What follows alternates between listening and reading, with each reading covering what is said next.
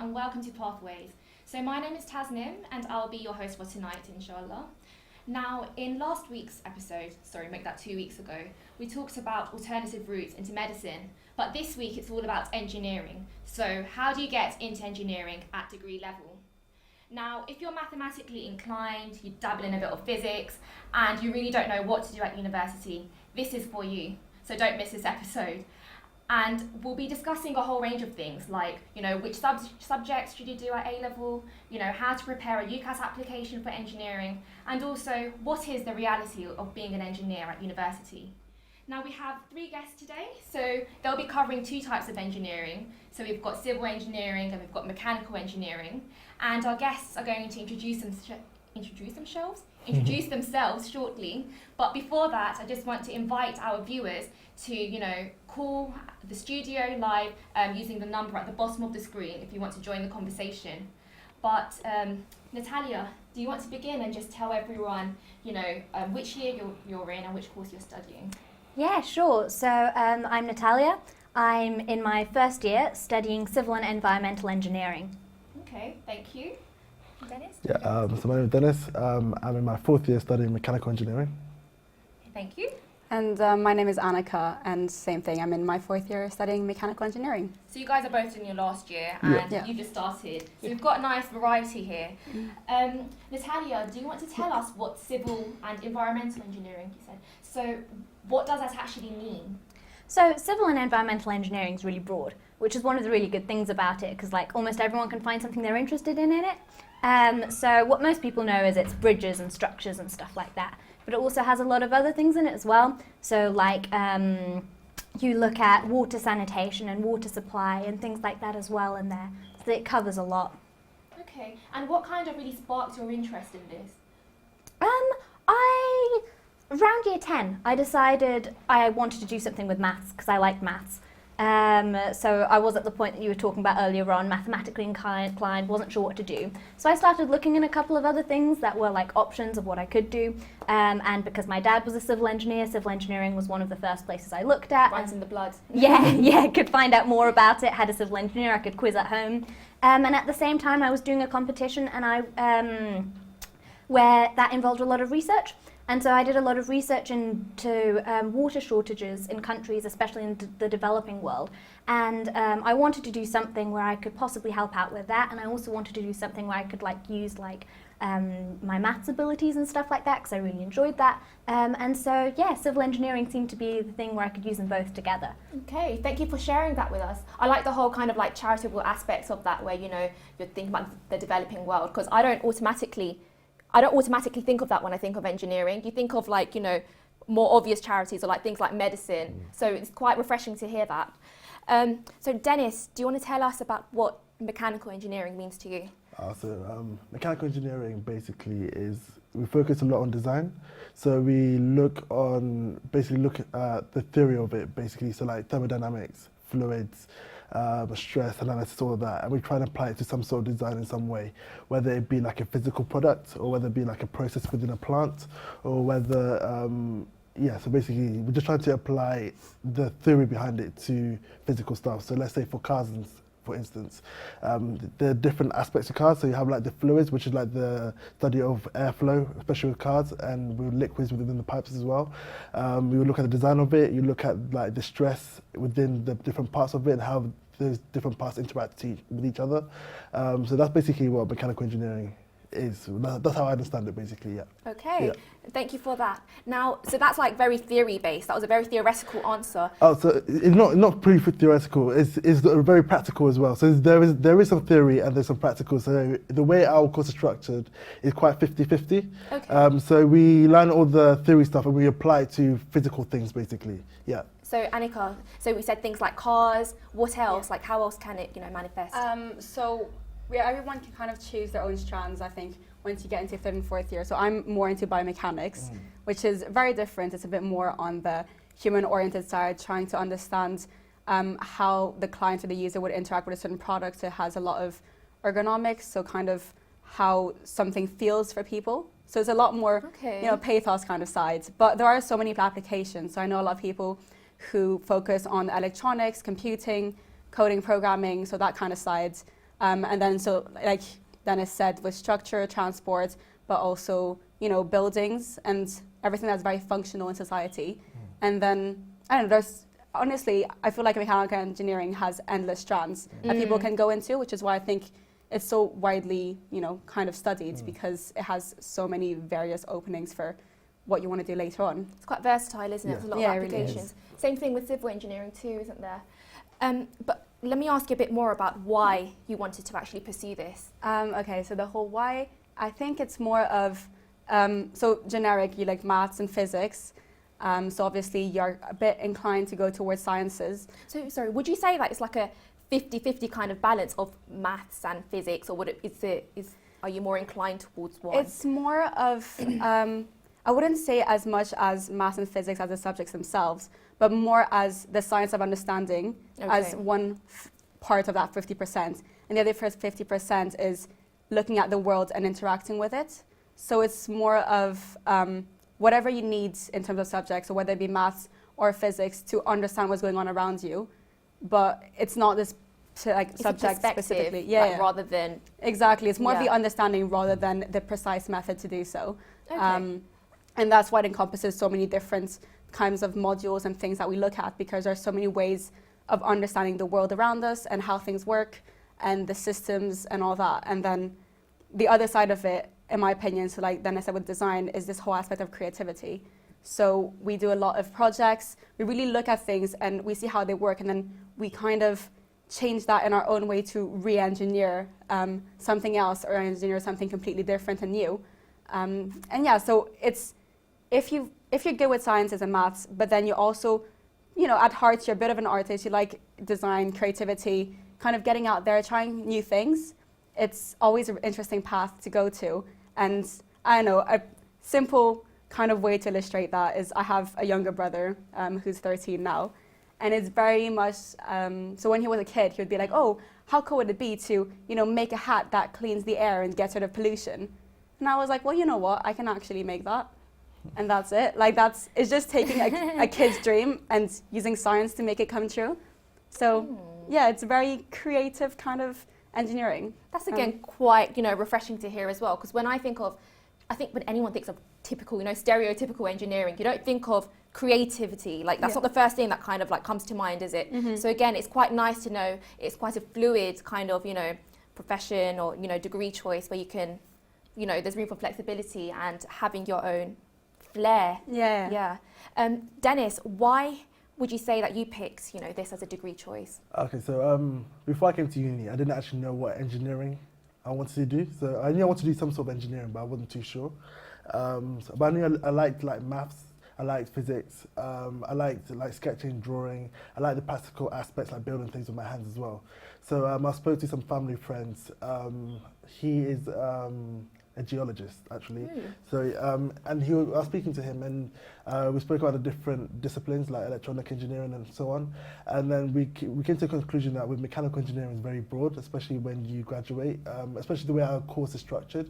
So we do a bit of like civil engineering, a bit of chemical engineering, a bit of electronics and so on. So with that, it will give me like a broad understanding of what engineering that actually interests me more. So because I didn't really know what I wanted to do at that time, I felt like mechanical engineering would be best for me because of the variety that comes with it and the doors that it will open, basically. Yeah. And how do you feel now? Be as realistic, you know, as you want, because these are genuine people, real people who want real advice. Yeah. So let's just go for it. So now, so I still like engineering, but I'm starting to like move away from the engineering side. I'm trying to start focus on more the software side of it. So for me, I'm trying to get into like software engineering, some coding, stuff like that. So that's what interests me more nowadays. Yeah. Okay, and that makes a lot of sense, really. But I think I'm just thinking a bit more about the viewers right now, and you know how for the lay person, I'm just thinking, should we talk a bit more about, you know, the kind of job you know, the jobs that you can get Yeah. after, you know, doing these degrees. So do you want to continue and tell us Of about what course. kind of jobs you can get with So MechEng? you can do a lot of things with MechEng. I know friends who've gone to finance, they don't even stay within engineering. Some of them go to finance because they want to make money, basically. I have friends who go to engineering, they're going to do electronics. I know friends who go and do like process engineering within plants, so just look at the whole process of it, making sure the readings are correct and so on. I know people in mechanical engineering who also go and do like software development, coding and all that stuff. I know someone who also went to do insurance as well. So like it's very, very broad. It really depends on what your interests are. And it kind of also depends on like what modules you pick. So basically, the way our course is structured, we can pick modules later on in our years. And usually you just focus on the stuff that you're more interested in, basically, yeah. Okay, all right, thank you for that. No worries. Natalia, do you want to tell us about, I know it's very early on for you because you've literally only started, what, this month? Did you start earlier on this 28th of month? September. Yeah. Oh, Not even a okay. full month yet. Oh gosh. But do you know what kind of job, you know, aspects there are, prospects, sorry? Yeah, so you do get people who will go into like designing structures, which is things like buildings or things like that, and then you look at like the design of it and to see if it will stand or stuff. And you can also go into other sort of things, so like what my dad does as a civil engineer is he's a marine engineer there, and so Oh, he'll that's design cool. things like marinas or things like that as well, and deal more with where it comes across with water. You also have engineers who will look into like water supply systems like pipe networks or stuff like that as well. We have one of the things that they get us to do apparently in third year as well, and they did us to do as an induction activities like design a refugee camp and all of like the practicalities of stuff that go into there. So it is quite broad as well what you can end up doing with civil engineering. And I'm sure that with civil engineering, there's also a lot of people who enter finance as well. I think Imperial just has a lot of people who just go into finance, just in general. Yeah, I think there's like people who even left medicine to go into finance. So literally, it's an Imperial thing. Okay, so Natalia, I know it's very early on, but actually let's first talk about your modules. Do you know which modules you'll be covering this year, or is it? I know what modules we'll be covering this term. Yes. So we're doing, we've got a module, we've got maths, which I think we'll have throughout, which like teaches us the basic maths that we need to know to be able to do the maths for all of the other modules then. So we've got a mechanics module as well, we've got fluid mechanics, we've got energy and environmental engineering, which has been really interesting so far, and I feel like I'm forgetting. Yeah, we've also got professional engineering practice and a design module as well. Ooh, a design module sounds quite cool. You know, for the maths, would you say it's like, could you draw a parallel, just for students, could you draw a parallel to like M1, M2, those kind of modules in A-level? Or? Well, the A-level system has changed. So the new viewers will be doing probably the newer A-levels then, if they're still like students. So it's kind of like if you think of year 12 and year 13 in normal maths A-level, if you think about the mechanics section in that, so what we do in mechanics, for example, is we look at very similar things to what you'd look at mechanics at A-level. So we look at things like moments and different forces acting on things and whether it will turn, and yeah, so that's what we've started off with. So yeah, that's a continuation of what you do at school there. Okay, thank you, Natalia. It's good to have your perspective because obviously, like, I feel like I left school ages ago. So, you know, the fact that, like, you know, the systems have changed and everything, I hear bits and bobs from my younger siblings, but it's not quite the same. So did you do the new A-levels Yeah, so then? we were the first year. We were the first year doing the new further maths system, and I think there was one normal maths A-level paper before the one that we sat. So yeah. Thank you. And we'll go back to A-level options in a bit, but I just want to hear a bit more about, you know, the modules that you do. I know it's, you know, fourth year now, but let's talk like, you know, I don't know, however you feel best to categorize the modules. Who wants to start? Okay, so we did a lot of maths in first and second year. We did some fluid mechanics, stress analysis. So we can kind of categorize those in thermofluids with thermodynamics, fluid mechanics, heat transfer and all that. And then solid mechanics, so that's systems dynamics, mechanics as a thing, stress analysis, kind of if you do fracture mechanics or the way materials would interact at a micro scale based on different forces and stresses and all that. And then, yeah, a lot of design. All of our projects are design based. and we do a bit of also, Mechatronics as well. mechatronics, quite a lot of electronics, and then some people can go into that further.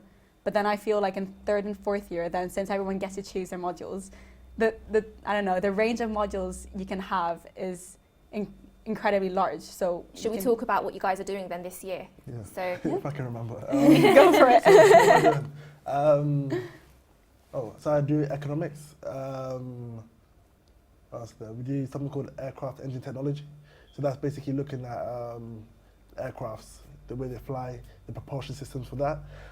is it a bit like aeronautical Yeah, engineering? very Okay. like aeronautical engineering. I do, so we have something called Horizons at Imperial, and basically these are like extracurricular subjects basically. So my one that I'm doing is called prototyping. So here we just basically, the idea of it is basically to make rapid prototypes of stuff and just go through the ideation process of that basically. But then there's a wide range of things you can do. You can do like languages, you can do music technology, you can do like philosophy, of which I think Annika's doing as well. Yeah, so there's a wide range.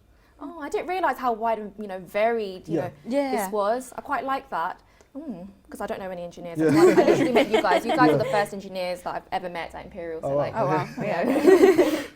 I think medicine's really a bubble. Yeah. But yeah. There's different campuses and all that, right? Yeah, I'm not even at South Kensington anymore. You guys are still I see. based there, right? Yeah. Okay, so let's talk about what a typical day at university is like, so kind of make it into reality for our viewers. So what's it like? Is it a 9 to 5 full-on day? It will depend on the day. So like Wednesdays, for example, we have the afternoons off, like all other courses. We do have quite a lot of 9 to 5 days in our first year, at least right now.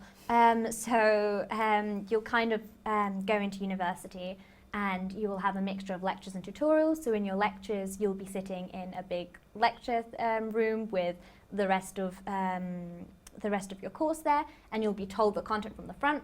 And then we have tutorials as well, where we have questions that we work through, and there will be the lecturer will be there, and we'll have GTAs, graduate teaching assistants, there as well. And so you can ask questions if you've got any problems with the work you're going through. So yeah, first year so far has been a mixture of lectures and tutorials, and you'll have them for different modules on different days. Okay, and you know that this whole mix of lectures and tutorials, do you know if that's like a very Imperial thing, or do you know what it's like at other universities? Just wondering. I think it's similar at other universities. I think most universities have a mixture between lectures and tutorials.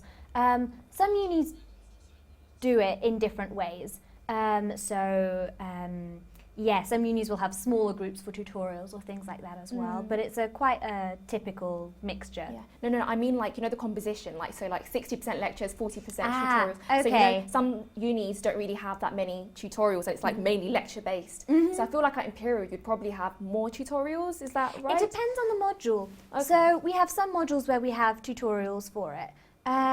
So like for maths mechanics, fluid mechanics, we'll have modules for it. For our modules, we'll have tutorials for it. For our modules which are more like wordy based in a way, we don't have tutorials at the moment because there aren't like that many questions to like work through for them then. Yeah. It's more content based. Okay, thank you, Natalia. And what I realised is we didn't go through your modules this year. Oh. I wanted to kind of get the understanding and completely skip that out. No worries.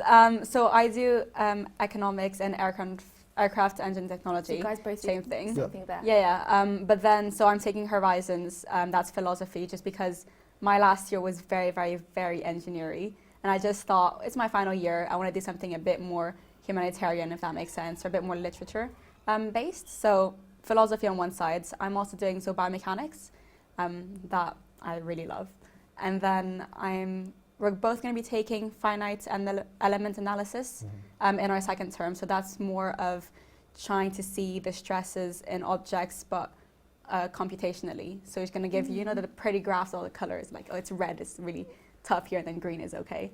And then I'm trying to think and I do applied vibrations.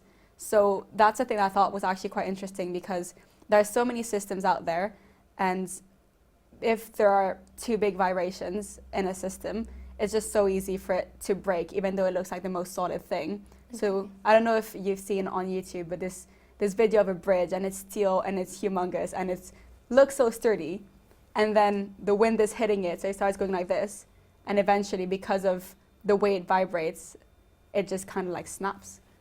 Okay. So the way wind can snap steel is insane to me. But yeah, so vibrations kind of study that whole relation between, how a system can fail, considering that it wasn't meant to fail in any way, and it's because of that tiny thing that just made everything kind of explode. I like the way you guys are describing, all these structures to me, just makes you actually realise how much effort goes into actually, making and designing these things, and the delicate balance of forces that actually affect them. And it's just something that, like, you just drive across a bridge every day. You don't think about it. You don't think, what did this person go through to, think about how to construct this. So I really like that you guys have brought that kind of fresh perspective here. But I think we're going to cut short for a break now. Yeah. So we'll see you soon, inshallah. Assalamu alaikum everyone, and welcome back to Pathways. So in our first segment we discussed, two different types of engineering and what they actually mean, so what they're actually about, because I think engineering's one of those things where, people say, oh, my son is an engineer, but no one knows what it actually means to be an engineer. So we've talked about civil engineering, we've talked about mechanical engineering, and what it's kind of like to study those at uni, and what kind of modules need to be studied too. But right now, I think we're going to rewind and talk about how you can actually prepare for, to be an engineer at university. So what kind of things did, our guests do back in school to prepare? So Natalia, do you want to tell us about the application process? Yeah, so it goes via UCAS, like applying for anything else. So it's got like your personal statement that you write for it as well. Engineering, not that many universities ask for an interview. Imperial does if you're a home student. If you're in the EU, then they give you a choice between recording yourself answering 3 questions that they send you, and they do this, or going to an interview, and they do the 3 questions thing as well if you're further overseas. So you've got an extra step in between there as well, but there aren't any other admissions tests or things like that, so you're pretty much good with your A-levels then. Okay, so the most complicated it can be is basically just having that extra interview step. Yeah. But other than that, there's no admissions tests or anything like that. So Dennis, you actually did the interview, right? Because you're a home student. Yeah. So do you want to tell us about, what that's actually like? So we came to Imperial, spent the day at Imperial. So they just showed us around the campus, just to make us feel settled in. And so you get called into one of the tutors. So we have something called tutors. They meant to basically give you some advice through your journey through Imperial, basically. And they do the interview, the one-on-one interview. And basically they just want to see how you think, basically, and they just want to see what you wrote on your personal statement, and they'll ask you questions about it. So my tutor, he gave me some maths questions to answer. It's not too serious. If you get stuck, you just ask for help. You just want to see how you're thinking, basically. Then he gave me some other questions. It was kind of like engineering questions. Did you know anything about it? Not really. You just wanted to see how you think, basically. So one of the questions he asked me was basically, there's a statue called Nelson's Column in London. And he told me that you have a tape measure which is not long enough to measure the tower itself. So how would you go about measuring it, basically? And he just really wants to see what you think. And so many different answers. Some people say they'll take photos because you know how high, how tall you are. If you take a picture of yourself next to the tower, then you can scale it up.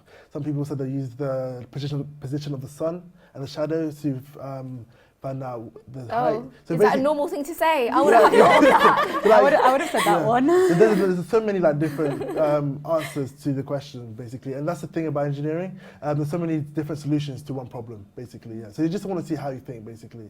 Yeah. Okay. Yeah. And was it particularly difficult? Did you feel out of, did you think, oh my God, this is so hard, or were you I mean, it was a bit of a wasn't really a shock. I was like, oh, and I've never seen this before. But you just want to basically think out loud, basically what you're thinking in your head. Just basically do as much as you can yourself. It's like Oxbridge, isn't it? In that sense, and they give you quite scientific difficult, Yeah. abstract questions, and they just Yeah. want to see how you think. Yeah. Yeah. Basically, yeah. And if you get stuck, just tell them, ask the tutor, I'm not too sure where to go. Just they would prompt you basically. They will try and help you, make you feel at ease and everything. So yeah, it's good. Oh, Yeah. it's good. So you know how you said, you know, you might have to do like pre-recorded, answering 3 questions and submitting that as a video. Did you say? So is that for your course? Yeah, I think they did it for the other engineering courses as well. It was, I think you get a lot luckier if like you get quite lucky if you can do that. I think it was a lot less stressful than going for a full day of interviews. They asked 2 questions, and the first 2 were about like, why do you want to study civil engineering? What parts of civil engineering interest you? And then they just asked like a sort of brain teaser kind of maths related question at the end. So they'll send you a link to do it, and they'll you just press start. It's really self-explanatory. They give you 30 seconds to read the question, and then it automatically starts recording for a minute, and then it stops recording after a minute, and you move on to the next question then. Okay, thank you for that. So let's talk about how competitive actually is, because I know there might be a lot of budding engineers out there and they might not know, you know, is it worth applying to Imperial? Because obviously is it the top place to do it in the UK after Oxford? I think so. Yeah. Yeah. It's one of the best ones in Europe. Yeah. For sure. If we count the UK as Europe. I think. Yeah, I think it probably is like straight after Oxbridge, you know, Imperial for engineering. It depends on your course. I think at the moment it's second, just after Cambridge. Ooh, Yeah. so they're above Oxford. Yeah. Oxford isn't that There's great in actually a bunch of other engineering, unis that are above Oxford as well. I know last year I think Oxford was like 5th, I think. Okay, I see you guys. Shining. All right. So how competitive actually is it, you know, to actually get into Imperial to do engineering? Do you want to? Well, I'm guessing I think I only realized how competitive it was once I was already in, because I just kind of went to the interview being like, oh, this is a good school. It's going to be fine. I wasn't too stressed because, I don't know, I didn't see the interview as them testing me, more as me testing them, if that makes sense. So it's a little thing that a friend told me before I went, and she was like, if you've got the interview, they already want you. They just want to figure out if they are good for you. And that's why. So I went there and I was like, kind of, you know, a kid in like a toy store, and you're like, oh, this is fun. Like, you know, why not? And then I got it, and then I think this was in our first lecture or something. And they were like, oh, congratulations, you guys are like, and the like top like 8-9% who applied. And I was like, wait, what? Oh, How many people applied? 8-9%. It was less than 10%. It was something like 8 or 9. There's Yeah. 11 applications for every one place. Okay. Yeah. And how many places are there in your year? 160 on the first year. Yeah, around Okay. Yeah. that. And Oh then there are a gosh. few people who leave or, you know, don't stay, but very few. It's very rare that someone doesn't make it through to the end if they want to. Yeah. Okay. All right. So, do you want to tell us about the A levels that you did? Because you're a Okay. home student, Yeah. but you will tell us about your situation because it is a bit of a situation. And are you an international student? So I'm French. You're so French, it's okay. European students. Yeah. Okay. So we'll talk about the different pathways in a second. But I think most of the people watching will be home students. Yeah. So, do you want to tell us about which A levels you Yeah, did? so I did maths, physics, chemistry, and biology, so all sciences. Oh, Yeah. okay. That's not too different from me. I Yeah. thought. I don't know what I was expecting. I was expecting further maths. That's what I was expecting. I was yeah. about to do medicine before I applied for engineering. Oh, so you kept your options open. I kept my options open by doing all the That's so maths and different. sciences. So It's completely different. so Yeah. I had an interest in biology and all that stuff, and I realized I would enjoy studying medicine, but it wasn't what I wanted to. I don't think I would want to be a doctor afterwards when I graduated. Okay. So I did you didn't- realise that early? Yeah. Because people literally are still dropping out now. Yeah. Really. Yeah. So I feel like a different route was better for me, basically. Yeah. Mhm. No, it's important to be realistic when it Yeah. comes to these things. Yeah. No, definitely. Especially when you don't completely know. Yeah. I feel like, I'm not sure about engineering. No, I think engineering, because your options are so open, if you Yeah. completely go into something so random after, Mhm. it's okay. But with medicine, because it's so like, it's a Yeah. vocational course, isn't it? Mm. So like, I think you should only do medicine if you really You know want- you want yeah. to be a doctor. Mm. Yeah. But yeah. And do you want to tell us about what you did? You didn't do A levels. I did do You A did? levels. Okay. Yeah, so I'm from England and from Germany, but I've lived in Dubai the last 5 years. But I did do A levels at an international school in Dubai then, and the same boards as people in the UK will be doing. So I did German A level earlier because I'm a native speaker, But then I did chemistry, physics, maths, and further maths as my A-levels. Yeah. The math sounds like death to me. honestly, I don't know how you did it, but like, it's amazing. It's a really common A-level combination for Yeah. our course. Yeah. Yeah, no, it Well, makes I found sense. I was talking to someone else who did geography as an A-level, and they said that it's actually come in quite handy in quite a No, lot of that makes places. sense. Because you do geotechnics in civil engineering, you look at like the soil and what different kinds of soils you have. Because like anything you build, you got to figure out like what ground it's on. Yeah. Otherwise, you have like a leaning Tower of Pisa situation where the ground like doesn't hold up underneath your structure. And he said the geography came in really useful there as well. Didn't think of that, but that's good advice for people who might be watching. Yeah, because they might not want to do all sciences, but geography is quite a nice mix. What about you, Annika? Okay, so mine's a bit more complicated. God. I did my, because the thing is that in France, no matter what strand you're going towards, you don't get to choose your modules, you just do all 12 of them. So Wait, what? Say that again. you got like 12 final courses. So Oh, 12 gosh. A-levels, I suppose. 12 A-levels. Something like that. It's not really, I mean, our finals exams, we just had 12 2-hour-long exams, or 4-hour-long exams. Oh, okay, so actually. each one is one exam. Yeah. Okay, fine. And so I did, and also because since I'm an English speaker, I was doing the international option, which is why I had that many modules. Is So I that was the doing- IB or? So it's French baccalaureate with international option. It's slightly different, Okay. simply because France is more complex. I don't know why. But so I did a lot of so French literature, English literature, history, geography, philosophy. Sports was an exam. I don't know why.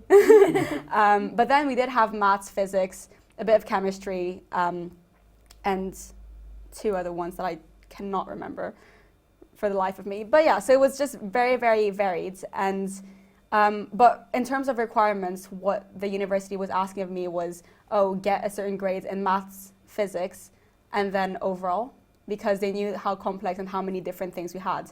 So I'm not sure how it works with A-levels, if they ask you for, I don't know, this many A's or something Yeah, like that. it's like just grade requirements. It might be like A-star, AA, something Yeah, like yeah, that. exactly. So for us, it was just those 2 specific subjects, and then the overall. And I just remember, I think it was the night before my exam started, just crying because I was like, I'm gonna not get into Imperial because I'm so bad at history, That's such a... which is horrible because it makes no Yeah, sense. But no. it was such a highly weighted subject that I was like, I'm gonna get the maths and physics fine, but the overall was, I think, the one I really struggled with, because getting an overall grade with 12 different subjects is quite hard. Oh, no, that is hard. It's kind of Yeah. like GCSEs, isn't it? You know, here where you kind of have such a variation of subjects, do them all, and then like A-levels is the kind of funneling where you Yeah. want to decide what you want to do. So you don't have that funneling thing in France. It's only in terms of like weight. So you've got 3 different strands. You've got the scientific,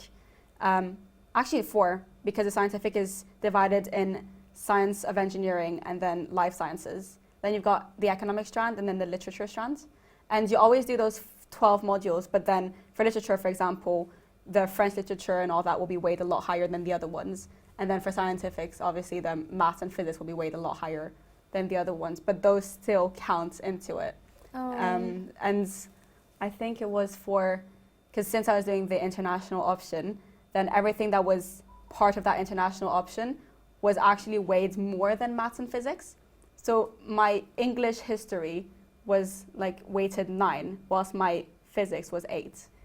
Considering, Okay. and that's why I was so well, freaked out. you're where in you terms want of to that. be. Exactly. So it's yeah. all right. It all works out. It in the works end. out, and I Yeah. feel like with the universities, if you explain your situation, and obviously it's kind of out of your hands when it comes to that kind of situation, they're very understanding. So I know some people who didn't get that overall grade. When they Okay. called them up and they were like, okay, look, I didn't get it because I failed my German exam, like, please.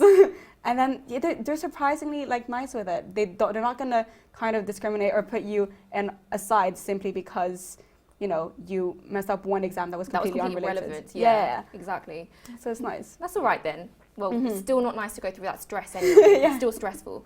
But do you know what can we go through the current like grade requirements for Imperial Engineering? Yeah. What did you have to get? So the typical offers for civil engineering are they can give 3 A-level offers or 4 A-level offers. So the 3 A-level offer is 2 A stars and an A, and you have to have an A star in maths, and you have to have at least an A in physics. Or So maths and physics are the most highly weighted. yeah, and like it has to be an A star in maths as well. Is that the same for you guys? Yeah. Maths and physics. Okay. And then the 4 A-level offer is 1 A star and 3 A's. Okay. Oh, gosh, that's quite stressful. Same for medicine now, I think. A star, AA, but like we don't have to do physics. Physics. I did physics. Oh my god, no.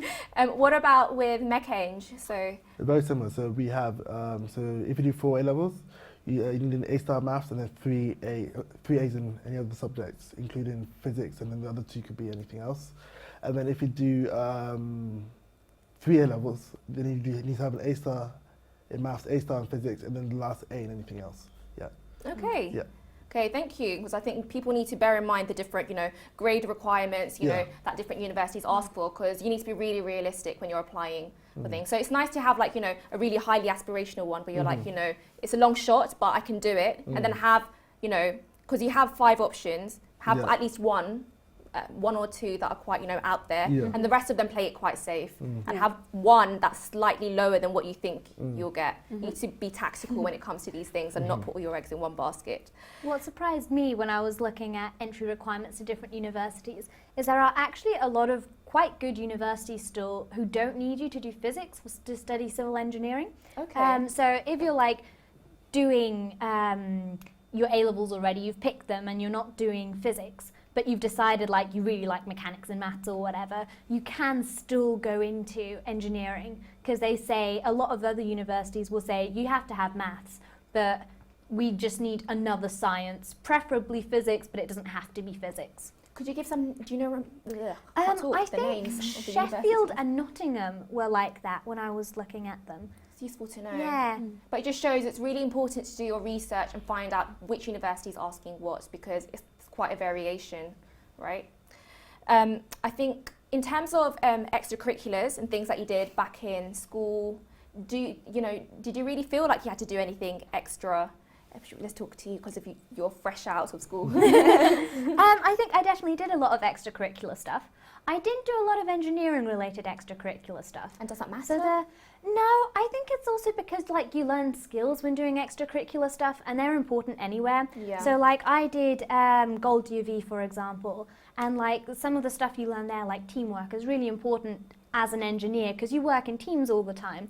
Or I did a competition called the World Scholars Cup, which was you had to research a whole bunch of topics as a team, and then you had to debate, write an essay, answer a quiz by yourself, answer a quiz as a team sort of thing. And that developed communication skills and teamwork skills again and stuff like that, which are important as an engineer as well, because you have to give presentations to clients and things like that. So I think what you're interested in with extracurriculars, it's great to go with that, and it will link in some way and be useful in some way then. The closest I got to engineering was I did the UKMT Maths Challenge, but I didn't get any closer to engineering related things, and I think that was fine. Engineering is, you can't really do much from at a school level that's specific to engineering anyway. And, as you guys said, engineering's so, widely varied, and you have so many applications of engineering that having those, widespread skills is actually very important. Okay, and Dennis, what about you? Did you do any extracurricular activities or anything? So extracurricular activities, I did rugby, sports and stuff like that. Again, teamwork, yeah, right? Basically, yeah. Not too much engineering stuff. Just that on the personal statement, which you have to write when you're applying, I believe what they're basically looking for, you just have some sort of interest in engineering. So you just need to show that somehow. So what I was doing before I was applying, I used to read engineering books.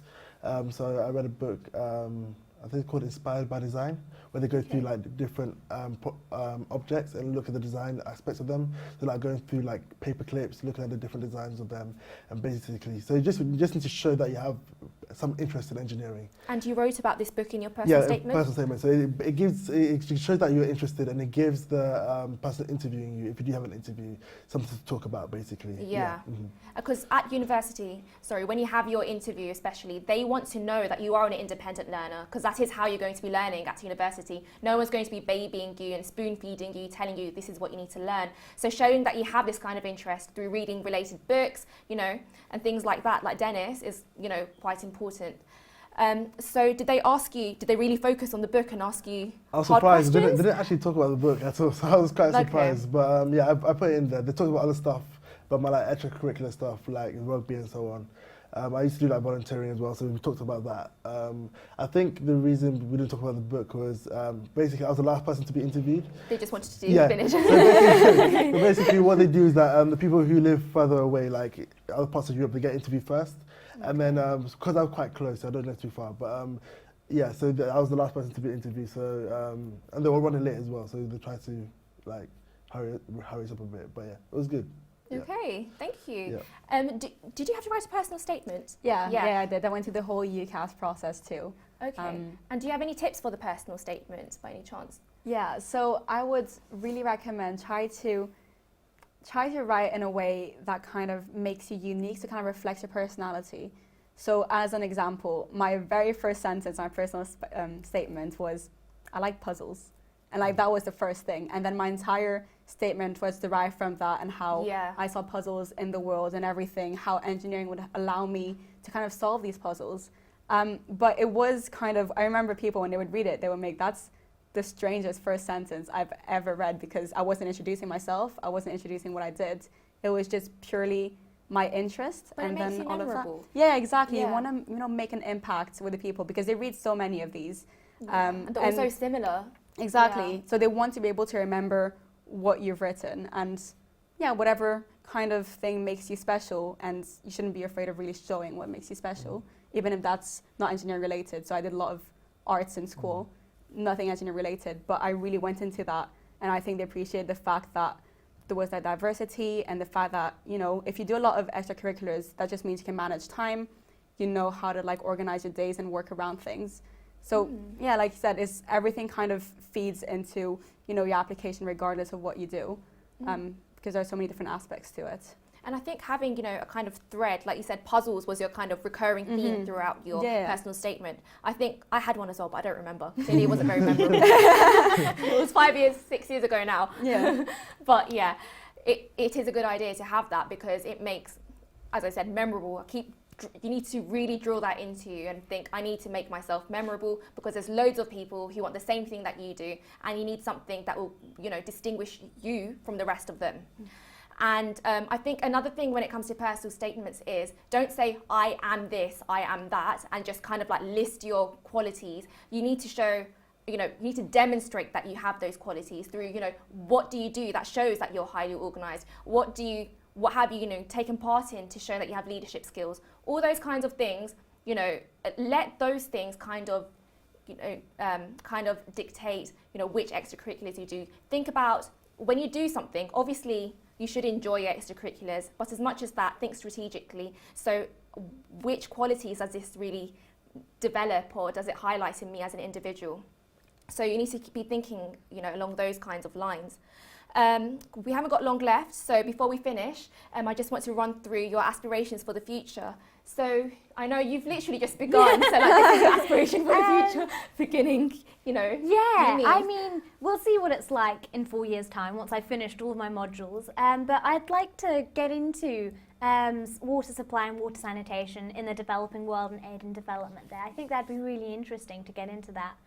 Have you got any countries in mind, or anything in particular? Kind of, I think Yemen. It kind of depends what's like going on with like the whole situation that's happening there, how safe it is by the time that like I end up graduating or being able to like look into doing something like that. But when I was doing the research, I did a lot of research into like Yemen, and I think it was a long time ago that I did the research, but I think it was like the first country that's supposed to. It's one of the countries that has the worst water supply issue and is going to run out of water the soonest. So that trying to do something there might be really interesting. No, that sounds really good, and it sounds very rewarding as well, and like quite fulfilling to do. So no, I respect that. Annika, do you want to tell us about your aspirations? So there's a lot of, I'm kind of leaning towards two different kind of directions for further on. Either engineering consultancies, simply because, I want to be able to work on many different projects, and it's nice to take part of many different things and talk to people all around the world and kind of, find niche needs and work towards them, even though you're not aware of them initially. But then there's also this whole side of biomechanics, my final year projects on exoskeletons and stuff like that. So it's all that helping people who, you know, maybe have lost a limb or something like that, and just try to restore them to their full happiness, if that makes sense. Oh, it's quite medical. Yeah, but in a very mechanical way. Yeah, Yeah, exactly. no, but I appreciate it. Yeah, it's nice. Okay, and Dennis, what about you? So I'm not completely sure, but I know that I'm looking somewhere within technology, mainly like software development, coding, all that stuff. So I'm not completely sure which way within technology, because technology is very broad as well. So yeah, it's fun to explore that as well. Yeah, no, thank you. Thank you so much for coming on the show today. I think we're going to wrap up now, but I think like one of the main learning points from today, especially from just now, is you can go through a whole degree and still not know exactly what you want to enter, because, you know, the prospects are just, you know, never ending. But I think it's also important to remember that engineering does not equal rigid, scientific, mathematical, you know, mind. You know, we've got, you really want to do, sorry, oh my gosh. Water supply in aid and development. Exactly, Yeah. in Yemen. So it's quite charitable, and here you also want to, you know, kind of do something quite medical but mechanical as well. So it's kind of like prosthetics. Yeah, kind of it's like, mainly prosthetics, and exoskeletons and everything that's external biomechanics, if that makes sense. yeah, and that's just really interesting to hear, because, you know, like I said, this is the first time I've ever spoken to engineers, so you've really opened my eyes, and thank you so much for that. I'm sure that's how viewers really, you know, appreciated your words of wisdom too. But until next time, Assalamu alaikum.